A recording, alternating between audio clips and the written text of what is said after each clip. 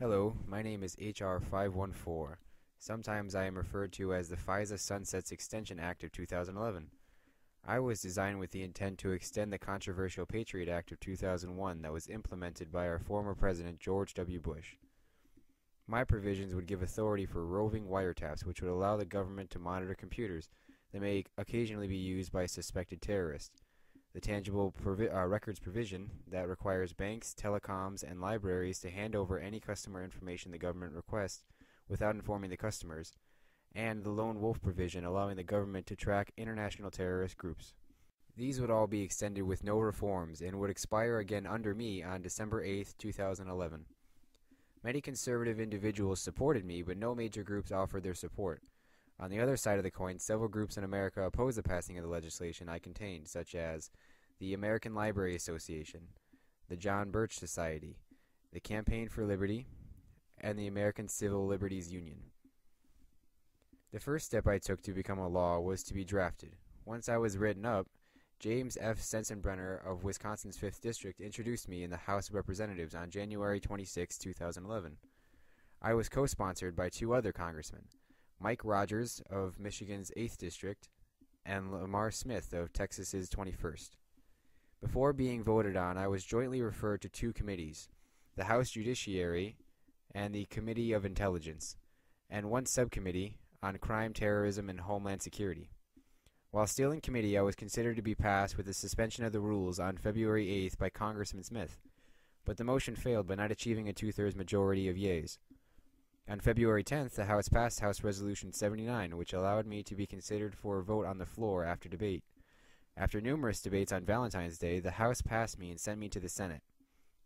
The day that I was received in the Senate, the Majority Leader Harry Reid proposed an amendment to change me that was called Senate Amendment 90.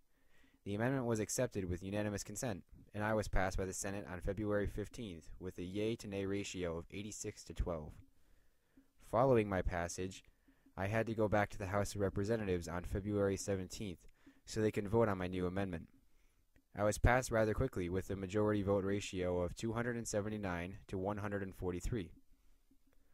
Now that I had gone through Congress, my next step was to be signed by President Obama. I was received by the President on February 23rd, and for a few days he evaluated me. And then on February 25th, I was signed by Obama into law. My new name is Public Law Number 112/3. Now, just for fun, let's just look at some alternative endings.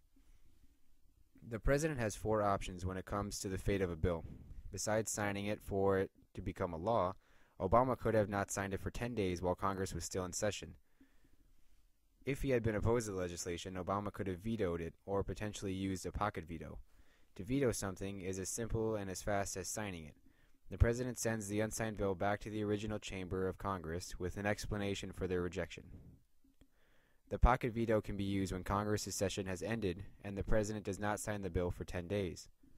At the end of that period, the bill dies, and the whole process has to be started over from the very beginning. For a regular veto, the Houses of Congress are capable of overturning the President's decision and instituting the bill into law by receiving a two-thirds majority vote in both chambers. Now that should do it for the steps of the lawmaking process. I hope that you enjoyed the story of how I became a law and that you learned something along the way. This is Public Law Number 112-3, and here it is, your moment of Zen. For over 200 years, congressmen have had the honor of serving our nation here in the hallowed halls of the Capitol. Truly, this is the House of the People, which is why it disgusts me to no end that someone would leave a partially eaten fish sandwich in the middle of the House floor.